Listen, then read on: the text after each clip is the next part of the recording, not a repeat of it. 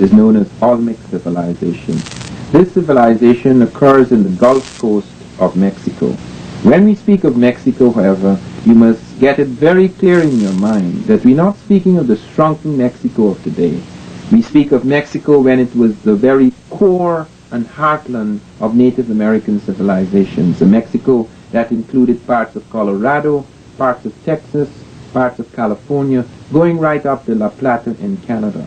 This civilization, known as Olmec, was to touch all other civilizations in America, the Maya, the Toltec, the Aztec, etc. It was even to stretch right out into South America. What is very unusual about this civilization was that not only was it the mother of American civilizations, but it contained elements that were not just native to America, but was a fusion between the Native American and people coming from outside. The most significant of those outsiders were the Africans. We have very clear evidence in stone heads, in terracottas that are clay sculptures, as well as skulls and skeletons of an African physical type entering that native population, somewhere between 948 and 680 BC. How do we know the date?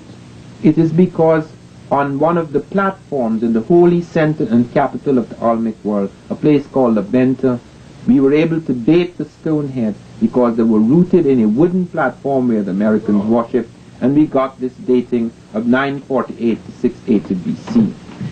Now, several people have wondered what kind of Africans these were. Who were these outsiders? These were largely Egypto-Nubian types. At least that type was in command. Because what we do find in the evidence is that not merely the presence of this physical type, which is African, but the presence of cultural elements, which we will talk about in this program, which are clearly of Egypto-Nubian origin. And the question arises, why do we include Egypt among classical African civilizations? There is now absolutely no doubt that the ancient Egyptian civilization was overwhelmingly African.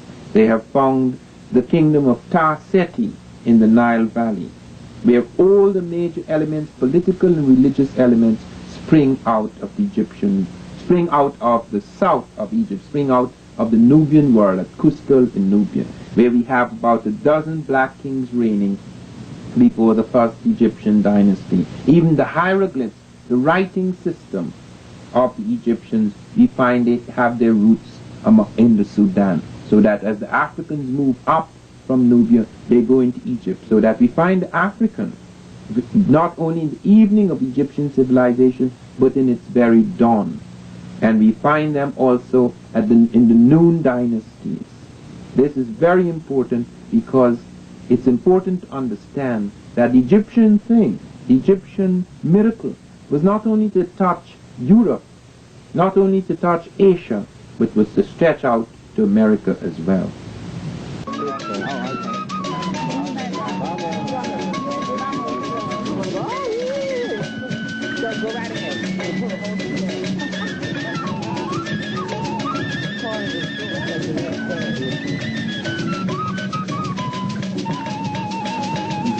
Look at these two ones over here. At the beginning of this museum, I was made the information about from the picture, from where they got at the face. Then when we was passing in the other house, you saw those pictures when they found the faces. This is one of the face more beautiful. You can see the lips, the nose, the eyes. This is completely negroid face, and the weight of this face is 25 tons. We're wondering how they carry in that time, from where they carry these rocks, because it's solid. This head they bring from 134 kilometers far from here. Yes. So it hasn't been moved since, right? No. Was that stone quarried where they found it? Or how far did they have to bring the quarry stone? They say from 100 kilometers far. They call basalt.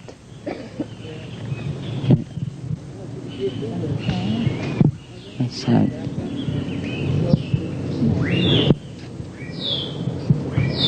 Is it one solid piece? It is one solid piece. From 25 tons. What is the relationship between this head and the African presence in the New World? Well, they showing it to you the exactly origin, Negroid, the basic origin for these peoples. Why do you think they made, they would carve a Negroid head? What would be the significance of that? To show when these people was arrived to this continent. They tried to demonstrate when they arrived to America. And that was before Christ. About 1200 years BC was the time when they made these faces. Were these heads looked at as gods, as priests? Priest. They were priests. Priest. So then the African present here was one of priesthood or what? Priest. It was one of priesthood. Yes. Are there any other heads this size for the other races of people? No, this is the most principal. By any people.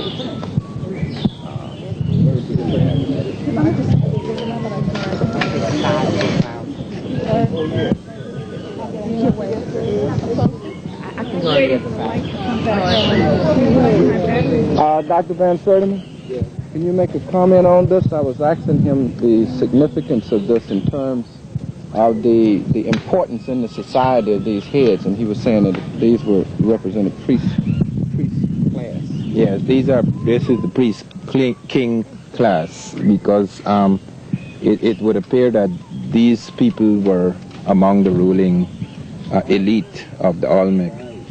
And these heads were revered. In fact, on one of them you have a flat top and you have an altar where people worship. And there is another one in which you have a sort of eustachian tube that runs from the ear through the mouth, so that the priest could stand at the back of the head and talk to the people. It was a kind of oracular thing, you know, the sort of oracle. This is one of the great heads. And one of the things that you should note too, which many people do not note, is the way that thing falls along the ear. And also note the markings, the way it is cut, the way it is eroded on top, because the top of the helmet is also very important to note. The things right on the brow, the way these are formed, because this is the way in which even on top, I don't know how we can get on top there, but there's something quite interesting on the very top of the head. There are certain striations on the top of the head that are also significant. Sorry.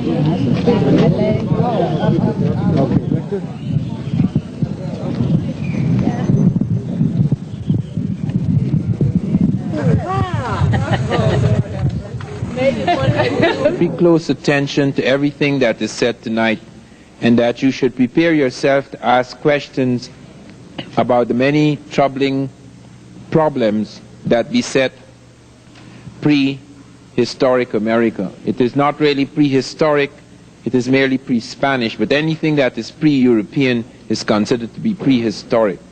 It is the really critical missing pages of history, both for America and for Africa. And what I want to do tonight, apart from touching on what we have seen within the last day or two at Mitla and at Monte Alban, what I would like to do is to go on to make a summary of what we have achieved, what we have seen, what we have witnessed in the last week in Mexico. We began in Von Butenau's studio. Make no mistake, there is no studio in the world where you will find such a collection of African physical types in ancient America. Many of you have not had the opportunity to examine closely at leisure all the pieces in that collection. It is a priceless collection, and many of you have raised the question which must be pursued: what will happen when von Wuthenau, who is now 84, dies? What will happen to a collection which is of tremendous significance for us blacks throughout the Third World? Because the likelihood is, as has happened in previous centuries, the likelihood is that all of these marvelous pieces which we have seen, and which we have not yet had time to photograph completely and to preserve, may disappear. Von Wuthenau has, in addition to these little sculptures, he has a catalogue of everything he has. Brilliant photographs taken by several professionals over the years. She is apparently the director of the dancing group. And this is a man, and his features are Totonac. They are not Negroid, but they paint them with chapapote, so it is a warrior who is black. That is also an atavismo, because they knew that the Olmecs were black. You're saying that the Olmec people themselves were black? No, well, this one certainly was black. You see, you can't see. And here is the proof for it. It's one of the best proofs I have. This is a figure made that is between the Olmecan period and the Totonacan period, transition period. And this is an Olmec sculpture, and to be black, they covered it with tar. You see, it's a stone head, but it's covered with this tar. So not only the features and the thick lips come out primitive, but it is made black.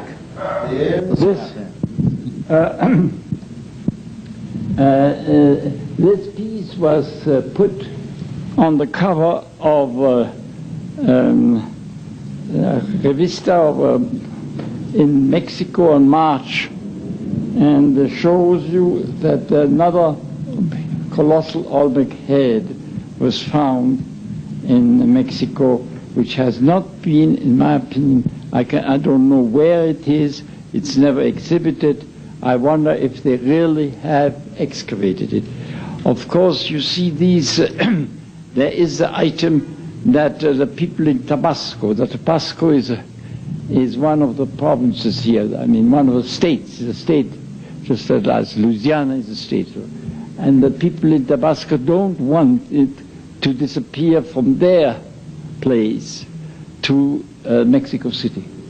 And there are frictions between the Instituto de Antropología and the state, you see. And that's why I don't know if they've done in the state something about it. In any case, it has not been shown up here in Mexico City.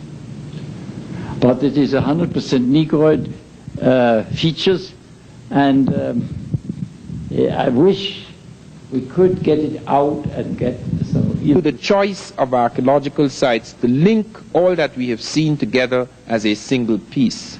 This is one of the most difficult things to do in Mexico. There's a vast amount of confusion, even among the guides who are supposed to have mastered the material in their own area. There's a vast amount of confusion about dates, about the occupation of sites, about the nature of influences, about what the various things we have seen mean. Some of these things cannot yet be explained. Some of these things people can only guess at. But what we are certain of, what we are absolutely certain of, is that the Olmec civilization, which is the mother of all American civilizations, is not a single-stranded civilization. It does not belong to one race. It does not belong to what we conceive of as the Native American who came across the Bering Straits. There obviously were other influences, and among those influences was the African, specifically the Egypto-Nubian of the Mediterranean. When we look in von Wuthenau's studio, we see quite a number of heads, most of them pre-classic. By pre-classic is meant periods between, say, about 1000 BC going right down to about 600 BC. This is a significant phase in Olmec civilization. There are several phases of the Olmec. I must deal with phases now, and those of you who are taking notes, please note, because you can get very confused when you see the Olmec appearing in other places in later centuries and becoming mixed up with other peoples. This is some of the things that lead to confusion. We must understand that in the capitals of the Olmec world, in the Olmec morning or the morning of that Olmec world, you have people coming into the site, occupying these sites as early as 1200 BC at La Venta, the holy capital, as early as 1500 BC at San Lorenzo. Those dates have nothing to do with the actual sculptures, the actual monuments, etc. People walk into a site and start to occupy it because they find there is land there, they can plow the fields, they can grow crops, they can eat, etc. They don't just walk in today and tomorrow they start building colossal sculptures and massive ceremonial platforms and pyramids, etc. So when people come into a site, has nothing to do with when the flowering, the high point, the climax of the civilization occurs. The Olmecs came into their sites pretty early, as early as 1500 BC at San Lorenzo, as early as 1200 BC at La Venta. You must look carefully at this map and see the diamond points. Those are the capitals. And those diamond points show you where the Olmec first made their major settlements. Now it is as early as 1858 that Mexicans became aware of these sites. Remember that just like in Egypt, a great civilization flourished and then died. And then people forgot all about it. The pyramids lay under the sand, the Sphinx lay under the sand. Some things stood there like enigmatic witnesses of a glorious past. But many people continued to live for centuries without recovering the majesty of that civilization, without being able to go back to their roots. This is what happened in many of the great cities of the Americas. That for a long time, for centuries, a shadow fell upon this world. Something very unusual seemed to happen somewhere around AD 900. Some people put it slightly later, but something very unusual happened in America. It may have been some kind of cataclysm, it may have been an epidemic, it may have been the upheaval, some revolution in which the elite was overthrown and many of the marvelous statues and many of the marvelous platforms were abandoned. We do not know exactly what happened. It was suggested by Victor Damas at Palenque that there was an epidemic of cholera and that could account for the disappearance of people.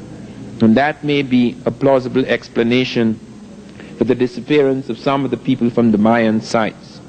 But when we come to the Olmec morning, which I want to dwell upon because it affects everything, when Michael Coe and others speak of the Olmec as the mother of American civilization, they are really stating the whole thing in a sentence. It really is.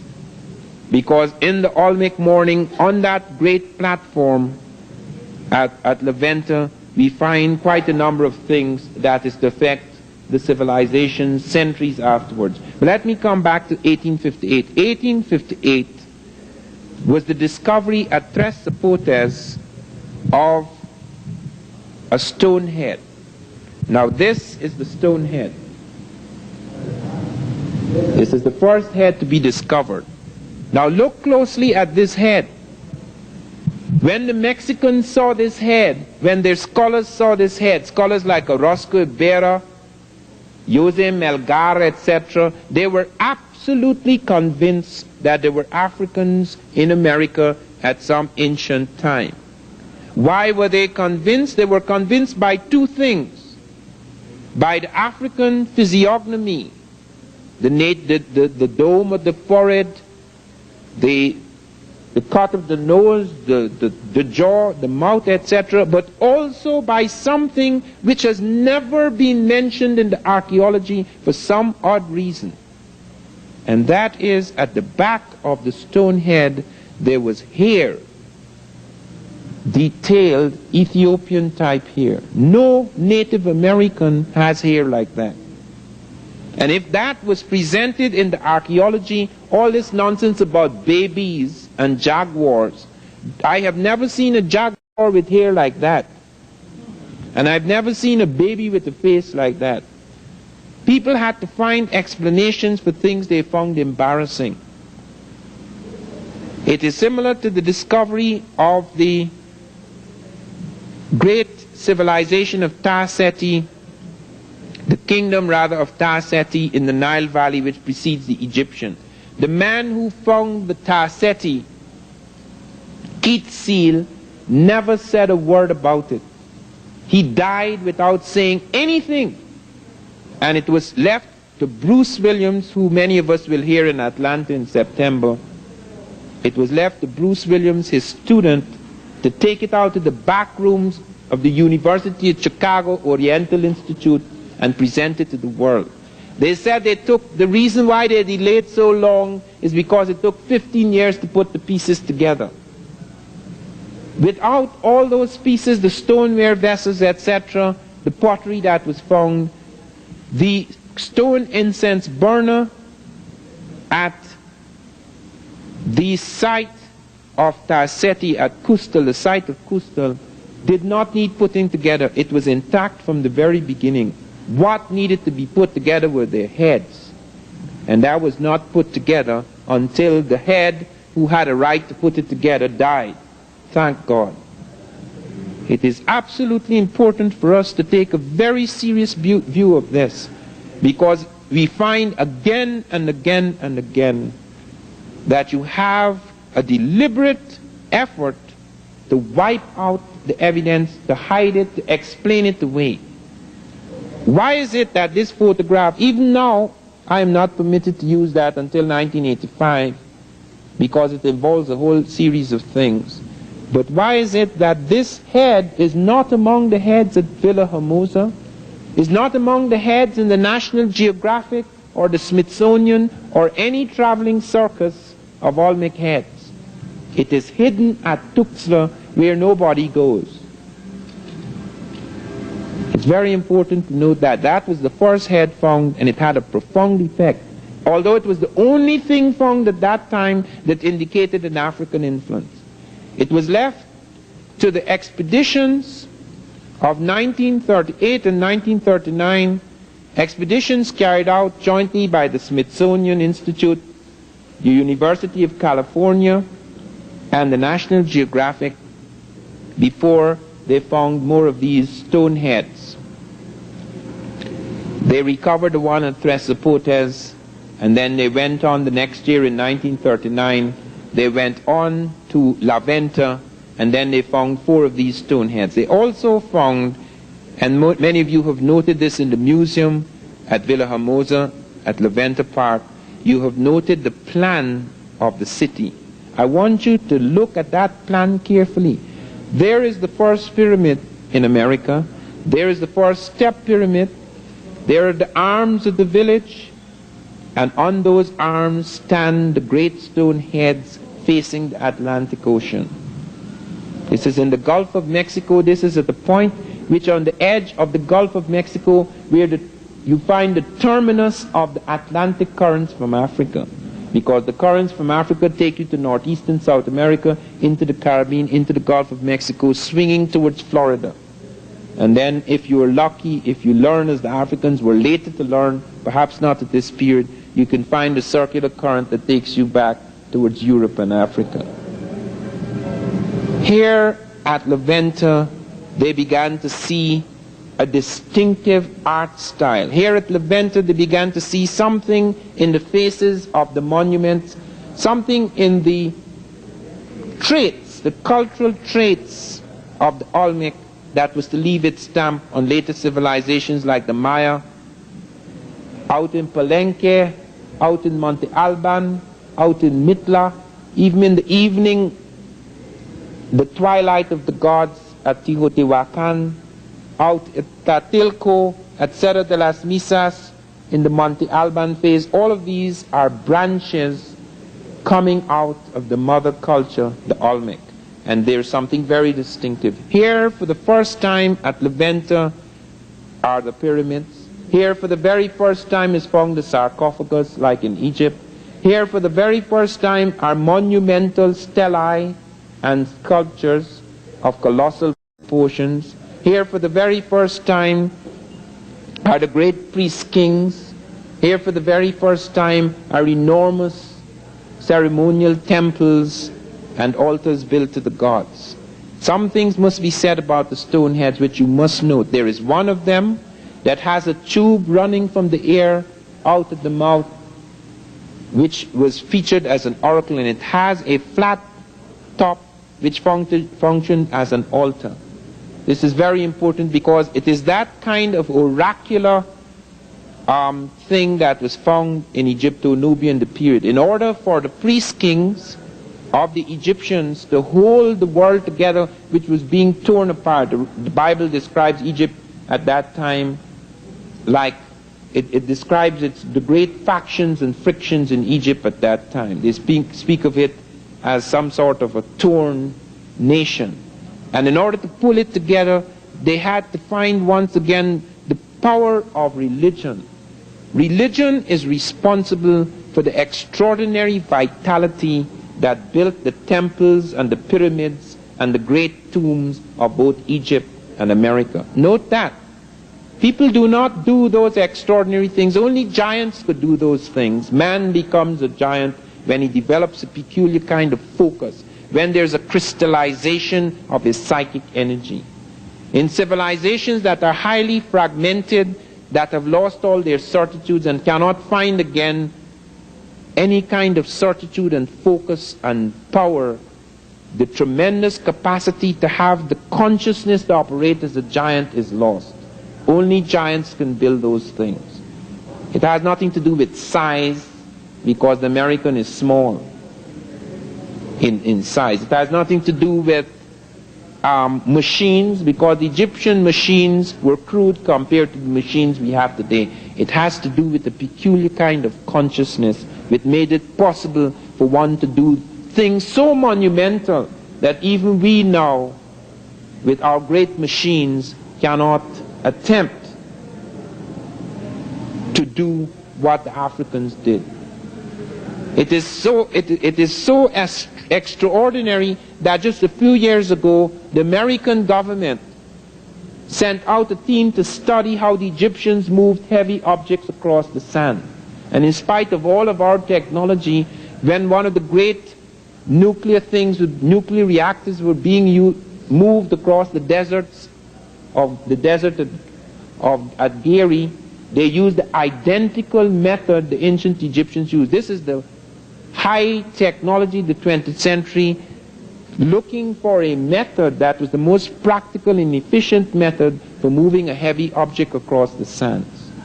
So you're not dealing here with primitives, in spite of the ancient nature, in spite of the time, the prehistoric time of these cultures and civilizations. You're dealing with highly sophisticated people, a state of mind, a consciousness that made it possible for this extraordinary leap to occur. And the peculiar thing about the Olmec is that that leap occurs with all the Egyptian elements in it. It had its own native elements. It had its jaguar. The jaguar is not Egyptian. Nobody in Egypt or Nubia has a jaguar that they worship. There's a little cat cult in Nubia which I noted, but it's not equivalent at all to the great jaguar which prowled the swamps of the Olmec. Why then suddenly they start with things which are duplicated nowhere else in the world in such a complex, in such a combination, in such an arbitrary combination?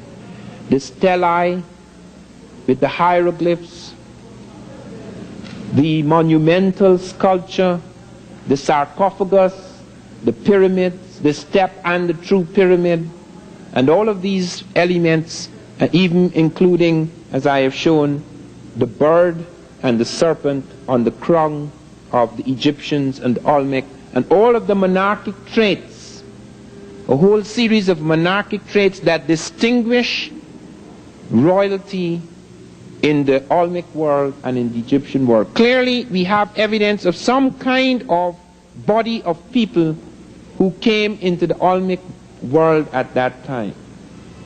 And there is a reason for this, because people have asked, okay, fine. All right, people can cross the Atlantic, fine. You have proven they have boats, fine. But why did they come here? The Egyptians have no business in the Atlantic, which is true. The Egyptians have no business in the Atlantic. The Atlantic is very, very far from Egypt.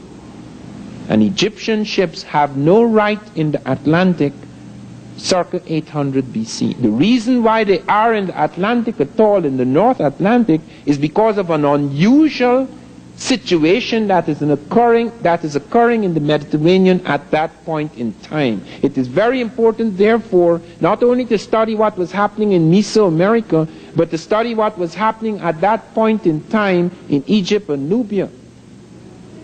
What you have is a war going on between Africa and Asia. The Asiatics are attacking everyone in the Mediterranean. They have smashed the Hittites. They have taken iron smelting process from the Hittites. They have smashed the Phoenicians. They've made vassals of the Phoenicians who have always been servants of the Egyptians and the Nubians. 50% of the Egypto-Nubian navies are Phoenician. These are people who Sheikh Anta Diop claims were once black, who, like the Arabs who were once totally black in Saudi Arabia, became mixed with Asiatics, and you get this what you call the Semitic type. So that you have a mixed type Phoenician, which gets black again as it enters North Africa and begins to intermingle once again with black people, until by the time of Hannibal, the Phoenician or Punic type is African. This type is restless up and down the Mediterranean. It has its cities at Tyre and Sidon, its great ports, but it's restlessly moving up and down the Mediterranean. And because the Asiatics block the seaports to the Indian Ocean, block the seaports to the Pacific, and we do have evidence of the Egyptians in the Pacific. We have Egyptian script found in Hawaii. These guys are ranging far out. Nothing stops the Egyptian. Wherever you go, you find him. I have found him in Spain. They have Egyptian villages in Spain, where Barifel has shown the cartouches of the Libyan kings around 1000 BC are found at Almunecar, Spain. And that runs right through the Spanish mention in their early chronicles that Taharqa, the Nubian general who is later to become the king of Nubia and Egypt, enters Spain with a garrison, so that the Africans are already in Europe. They're invading. They come in with a garrison into Spain, and then they retreat back because they have their own problems at home. So that we have evidence of movements in the direction west of the Mediterranean towards Africa, towards that part of Africa.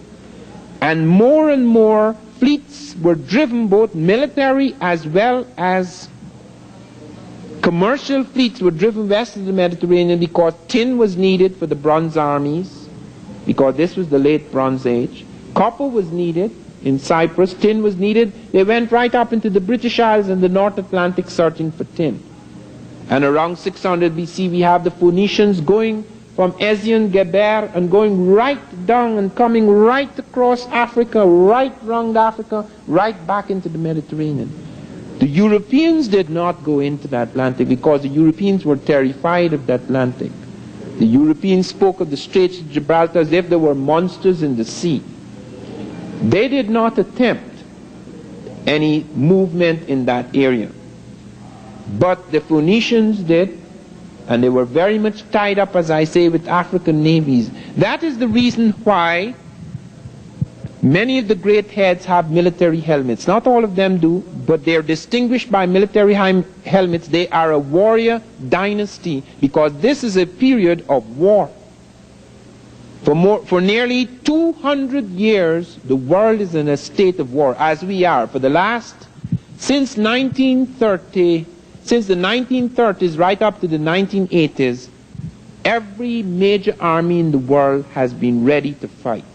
We are in that state in which both the Africans and the Asiatics were. We cannot relinquish that state in this century until there actually is a war, which God forbid.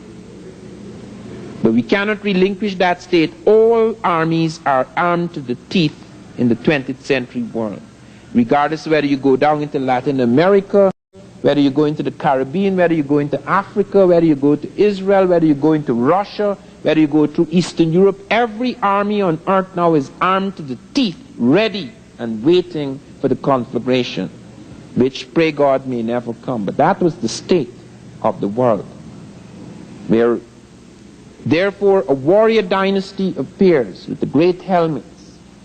The warrior dynasty appears among the Olmec, carrying all of these elements. You find that apart from the stone heads which we have seen, we see cultural traits which I have mentioned, and then we go on to see, as I have also mentioned, that when the Olmec move out of Levanta and they send parts of their elite out at Tlatilco, at Cerro de las Misas, and at Monte Alban, when they study the skeletal evidence right in this territory at Monte Alban, when they go to the graves in this very part of Mexico, in Oaxaca, when they go to the graves of Monte Alban and they look at the ruling class, not the common people have nothing to do with it. The common people are Zapotec, later they're Mixtec, etc.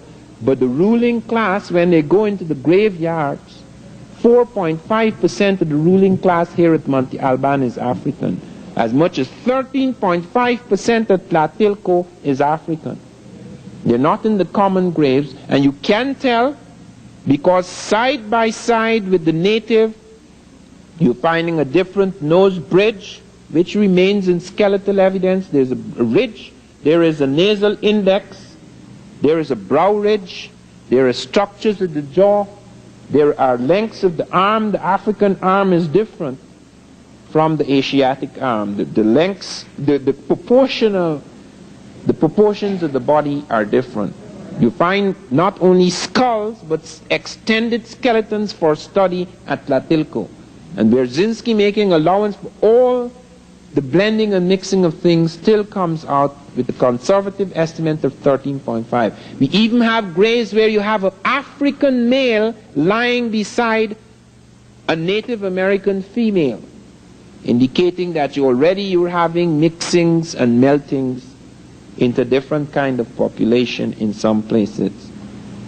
And when the Olmecs stretched out, when we went to Teotihuacan, that is the evening, that is quite late. Teotihuacan is around the birth of Christ.